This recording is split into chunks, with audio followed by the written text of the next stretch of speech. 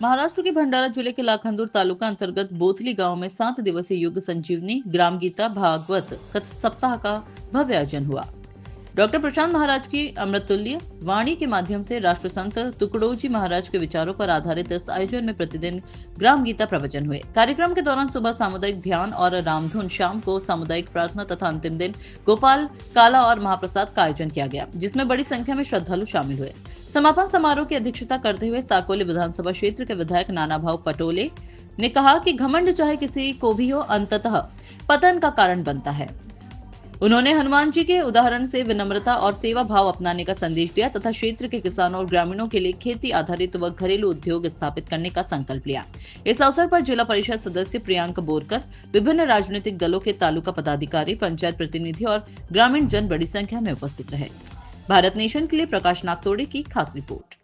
महाराज असतील आणि मोठे मोठे संत, आता तुम्ही नवीन पिढीतले आमचे सुनील महाराज असतील, तुम्ही असाल, म्हणजे या सगळ्या संतांनी खऱ्या अर्थानं आमचा तालुक्यातली नवीन पिढी, म्हणजे आपल्याला प्रशांत ठाकरे साहेब आपल्यासाठी काही नवीन नाही। ते लग्न व्हायच्या पहिले उत्तर वाहिनी असेल, अनेक ठिकाणी त्यांनी आपले संस्कार शिबिर आपल्या तालुक्यामध्ये राबवलेले आहेत, अनेक विद्यार्थी घडवलेले आहेत।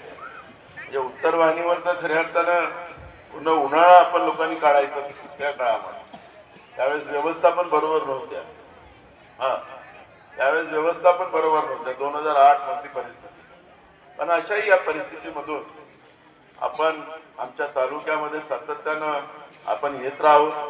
कारण तुम्ही आता जास्त तिकडे पश्चिम विदर्भामध्ये तुमचं आता जास्त लक्ष आहे।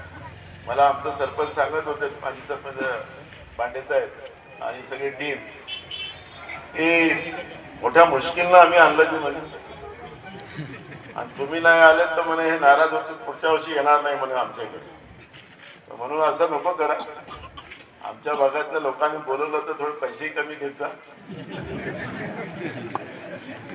आणि आमच्या भागात बरोबर आहे ना, नाही ते पोरं शिकवत आहेत।